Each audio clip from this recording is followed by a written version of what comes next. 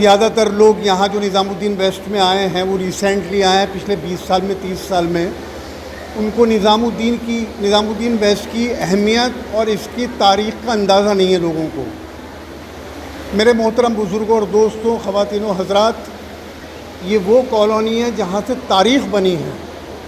یہاں پہ دلیپ کمار بھی رہے 6 سال جب راجیہ سبھا کے ممبر تھے.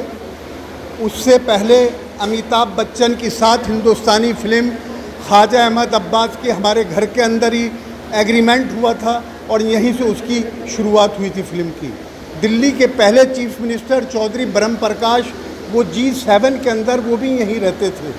ڈاکٹر ذاکر حسین صاحب کے بڑے بھائی ڈاکٹر یوسف حسین خان صاحب F7 میں یہیں پر رہتے تھے.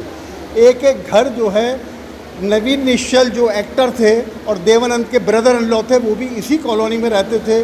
اس تعلق سے دیوانند کو بھی ہم نے یہاں 50ویں مرتبہ گھومتے ہوئے ٹہلتے ہوئے دیکھا ہے. ایک گھر اپنی تاریخ بیان کر رہا ہے.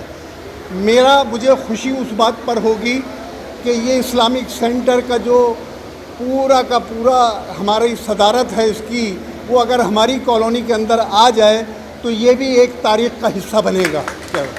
تو اپنی اجتماعیت کو قائم رکھیں اور اتنا آسان کسی بھی الیکشن کو سمجھنا نہیں چاہیے، کیونکہ ہر جگہ پاکٹس ہیں، پاکٹ بنی ہوئی ہیں.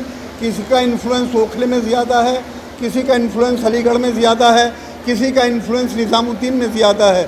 تو آخری دن تک اس اجتماعیت کو برقرار رکھنے کے لیے محنت کریں، اور محنت کرنے کے بعد اصل چیز ہے الیکشن کا جیتنا، وہ زیادہ امپورٹنٹ نہیں ہے. الیکشن کو جیتنے کے بعد ایسوسیشن کو، انسٹیٹیوشن کو چلانا وہ زیادہ امپورٹنٹ ہے. پچھلے 20 سالوں میں، 25 سالوں میں، 30 سالوں کے اندر جو پورا کا پورا بربادہ ہوا ہے سب کے سامنے ہے. اسی سے زیادہ تر لوگ جو ہیں بدظن ہیں. تو خدا کے واسطے اس بار ایسی کوئی ہم سے غلطی نہ ہو کہ آگے چلانے والے جو ہیں ان سے ہم محروم ہو جائیں، اور اجتماعیت کو اگر رکھیں گے تو انشاءاللہ اپنے مقصد کے اندر کامیاب ہو جائیں گے. شکریہ بہت بہت.